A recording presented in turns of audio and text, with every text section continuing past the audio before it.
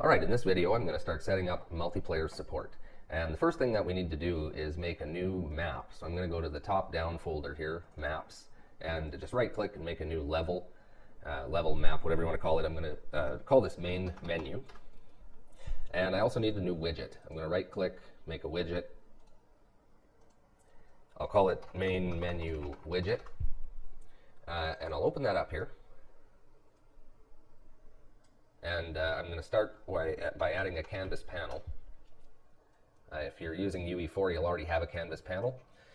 Then I'm going to add two buttons here. So I'm just going to grab them from the palette, buttons, drag them over here, and something like that. Now I'm going to grab text from the palette here, drag those and drop them in the buttons.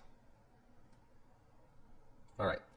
And so what I'm going to do is I'll set this first text block here to say host, and this one here can say join. And this will be a very basic setup for now. So I'm going to select the button itself here and just change the name here to host button. And then I'll grab this one and call it join button.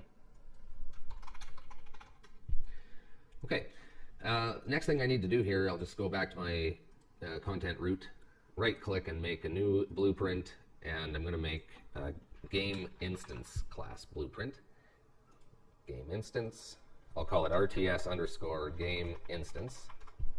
And then I have to go to project settings here and find game instance and change this game instance class here, RTS game instance. All right, so I'll open that up. Okay, and I'll right click and make a new custom event. And I'll call this host session. And I'll drag from here and say create session. I'll set the public connections here to 4, let's say. And I just need to say get player controller over here. Plug that in up here. And on success, we'll get an open level by object reference here. And I'll just pick the top-down map from the menu here. And pop this down in options. We need to say question mark listen. So we're going to open a listen server.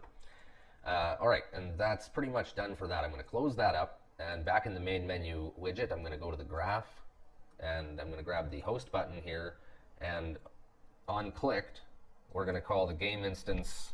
I'll say get game instance, and we'll need to cast to RTS game instance. So it's just one time here when we're clicking this button, no big deal to do a cast. And we'll say host session.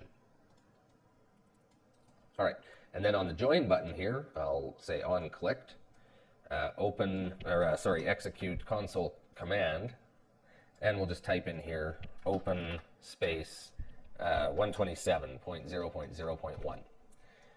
So that's the local loopback. That'll connect us up to our session here. Okay, so I'll compile this, and now I just need to make another couple of changes here to the main menu. I'm going to go here to the world settings. If you don't have that open, you need to go here to Window, World Settings, and under that game mode override here, I'm going to set this to the BP top-down game mode. And so yeah, that'll now be using the marquee HUD and RTS player controller. Not that we need these actually here for the main menu, it doesn't really matter. The player controller though is going to help. It'll keep the mouse showing because it's got that show mouse cursor on the begin play. Okay, so I'll press, actually before I press play here, I want to set the number of players to 2. So I'll set that here, press play, and now I get this extra window here. So I'll press host here, let's say, and there we're in the game, all right. And I'll just Alt-Tab here, and we'll say join. And okay, so this client is getting spawned at basically a location of 000 in the world. And so I'll show you why that's happening here. First thing, yeah, we're getting an error there on the player controller, so we'll open that up. And now that we're doing a multiplayer setup, we need to change something here on begin play. We need to say is local player controller. So it makes a player controller, a server version and a client version for everybody playing, and you don't want the server version doing stuff like making widgets. You can't do that and it'll throw an error. So we'll run through this branch first, and we're only doing this stuff if it's the local version of the player controller. Okay, And then the next thing I need to do here is we need to make a provision for where the second player and third and fourth player, etc., are going to spawn. So I'll just go back to my top-down map here for a second. All right, and so in the very first video of the series, actually, we made this camera pawn, and we put it here in the map, and in the details here, we set auto-possess to player 0. And so that works for the first player that comes in, and then the second player joins in, and there's no other pawn here to possess. That's why we're spawning over here in the corner at 0, 0, 0. So what we need to do here is we're going to make player start camps. And so I'm going to set this up. Basically, I'm modeling this framework after, say, StarCraft or Warcraft series of RTS games like Warcraft 3. And so you get basically a starting camp out of all the available positions on the map. You randomly start at one of them. So I'm going to make a new actor here, blueprint class, actor, and I'm going to call this player start camp. We'll open that up, and I'm just going to make a bunch of box collisions as indicators for positioning. So I'm going to say add a box collision. I'll call this one starting building. And I'll just back the camera up a little here. I'm going to duplicate that, and I'm going to call this one unit start 1. And I'll duplicate that a couple more times here. Just press Control D. And I'll just spread these boxes out a little bit here.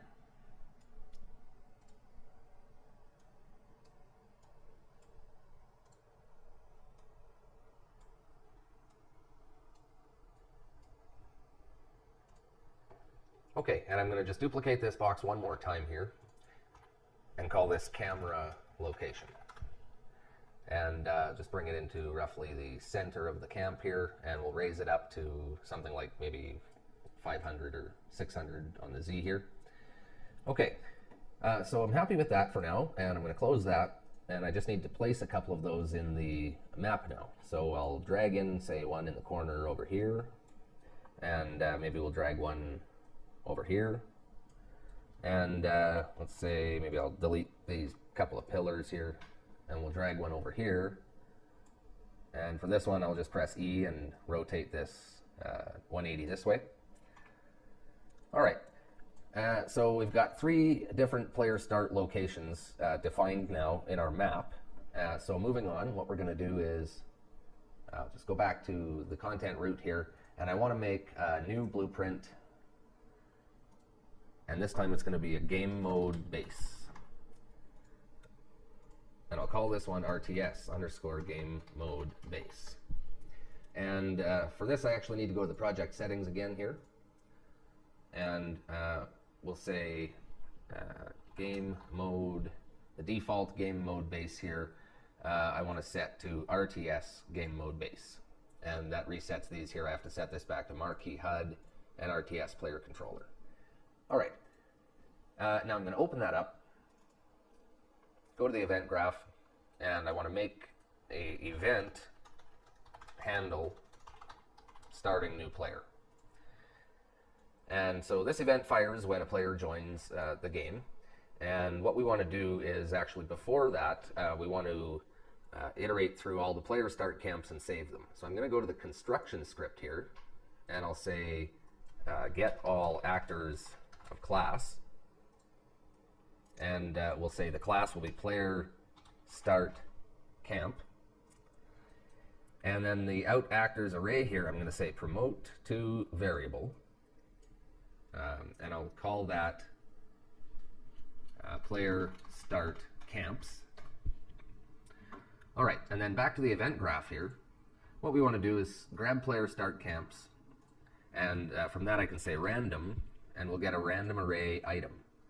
And I want to save that, so I'll say promote to variable, and I'll call it the selected player start camp. And we'll plug that in here. So that's the first thing we'll do, is get a random player start from the array and save which one it is, a reference to it. And then what I want to do is say spawn actor from class.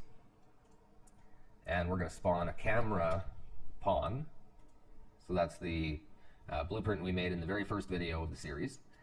And now I need to supply a transform, and so I can get from my, I'll just drag in here my selected player start camp, say get, and I want to get from that the world transform of the camera location.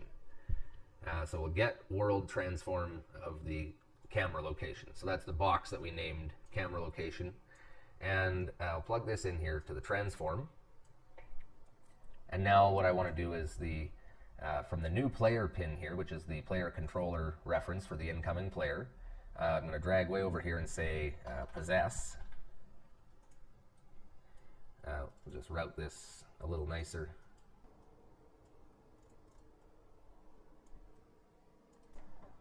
Okay, and I'll plug this in here, and we're going to be possessing this camera pawn. Okay, and so that's the basic setup here for possessing the camera once we get started. And then the next thing we need to do is take the player start camp that we've spawned the player at and remove it from the array. We don't want it to be used again. Once a player is taken up a start location, that's it. It can't be given out again. So we'll grab the player start camps, get a new copy over here, and I'll say remove item.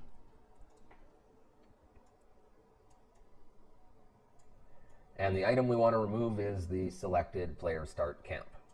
So plug that in there. All right, so let's give it a try here. First, I need to go back to the maps folder and the main menu map. And I'll hit play here, and we'll host. And looks like we've gotten the player start over by the pillars here. And I'll Alt-Tab and say join. And we've gotten the player start that we put by the blue cubes there. All right, so perfect, that's working. And the next thing we want to do here is spawn our beginning stuff, like our starting building and units there. So I'm going to go back to the player controller here.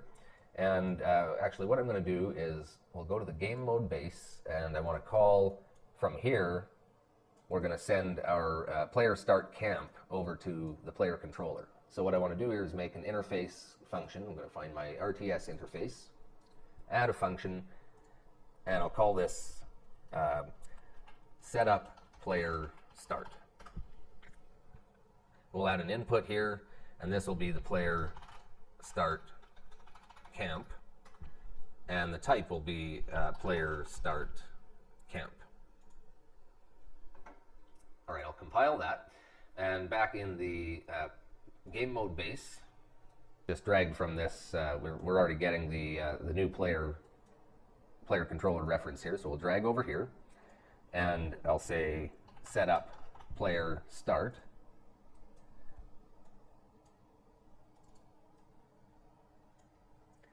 Plug that in here, and we'll feed in this reference here again, this player start camp reference. Okay, so now we're calling that. We need to go to the player controller and respond. I'll say event setup player start. And now what I'll do is I'm just going to move this up here for now. Maybe I'll collapse it to a macro after. What we want to do is a sequence, first of all. And we're going to do basically 4 things here, 0, 1, 2, 3. And the first thing we'll do is spawn actor from class. And this is going to be, the class is going to be our first building. And for the transform here, I'll drag from the player start camp, world transform starting building. Okay. So I'll plug that in here, maybe move this over a little bit. And the next thing we want to do is another spawn actor from class. This time we're going to spawn unit, let's say unit style 1. And for the transform, we need to say world transform. We'll type in unit or start. See, it was unit start, so unit start 1.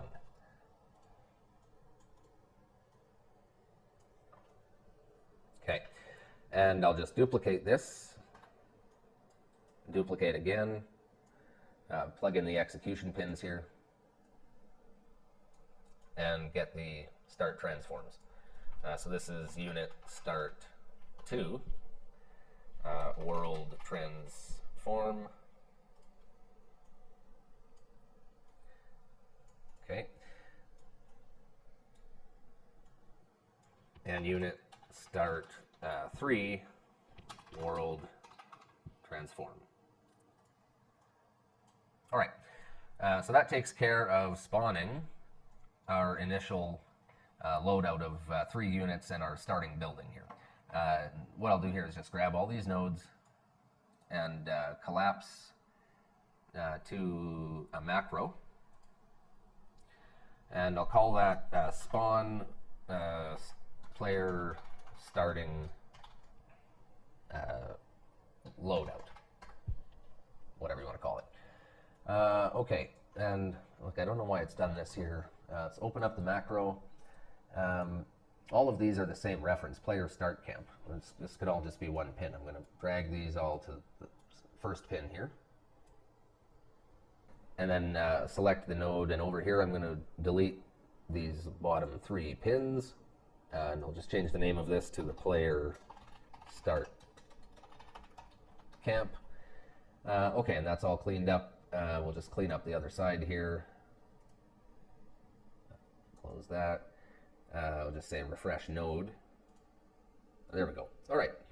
And so now I can drag that back down to our other stuff here. One more thing here is we don't want the client version of the player controller to do this. We actually want to say has authority, switch has authority, and we only want to do this for on the server. So we'll say just plug in the authority pin here. Okay, so that's good for now, and we're going to do one more thing here though. I'm just going to go back to my units and parent unit class. And over here under the AI controller area, we have auto possess AI, and it's by default it's just set to placed in world.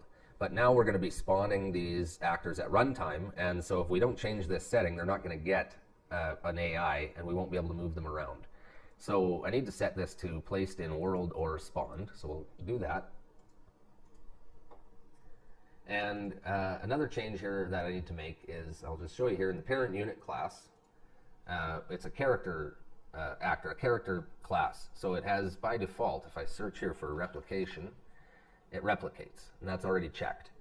Now I'm going to open up my building parent class, and that's the actor class I made, and I'll search for replicates, and it's not checked. So I need to check that, or that building that we spawn isn't going to show up for the clients. It'll only show up for the server. All right, so we've gotten that out of the way here. Let's close a few of these file windows here. And let's give it a try here and see where we're at. Let play. I'll just press host. Okay, and yeah, I can see I've gotten my 3 units there. It's a little tough to see, very small window, so I'll just tab out here and we'll hit join on the bigger window here. And perfect, I've got my building spawned and I've got my 3 units spawned. Unfortunately, I can't move them around, and I'll show you why. We'll close that for now, and let's open up the player controller here, and we'll move down to the right mouse button event here, and this is where we're issuing our unit move command. And now that we've switched to a multiplayer setup, we need to make a little change here. So I'm just going to move this, and actually I'm going to just get rid of this. What we want to do is say custom event, and this is going to be server unit move command, and I'm going to set that over here to run on server. All right, and I need to add 2 inputs for this. The first one will be the unit, and that's going to just be an actor. And the second parameter here will be the location, and that's going to be a vector. All right, and so what I want to do here is I want to drag from the unit, and we'll say unit move command, and we'll plug in this location here. And now I want to call this server event. So I'm going to, from the loop body here, we'll say server unit move command. And the unit will come from the array element here. And the location will be this right-click location. So now we're basically piping our move command through to the server. And so if you're new to multiplayer with Unreal or server client in general, the server client setup, the server is basically the authority, and the client needs to ask the server to do things that it wants to be done in terms of gameplay actions that everybody is going to see or be affected by. So we'll get more into that later, but for now, that basically fixes our situation with the client asking the server to move the units. So let's try it out.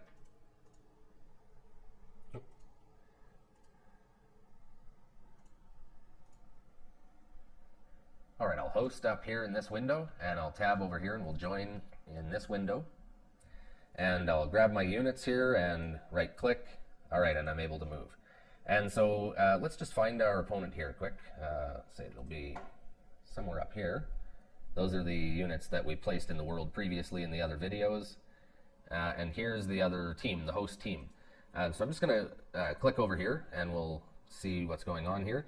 And now I can actually click and select any of these units here, even though they're supposed to be another team, and that's because, of course, we haven't set up anything for relating to teams yet. And so that's what we're going to do in the next video. We're going to set up teams and team coloring. Okay, so that's it for this video, and we'll see you in the next one.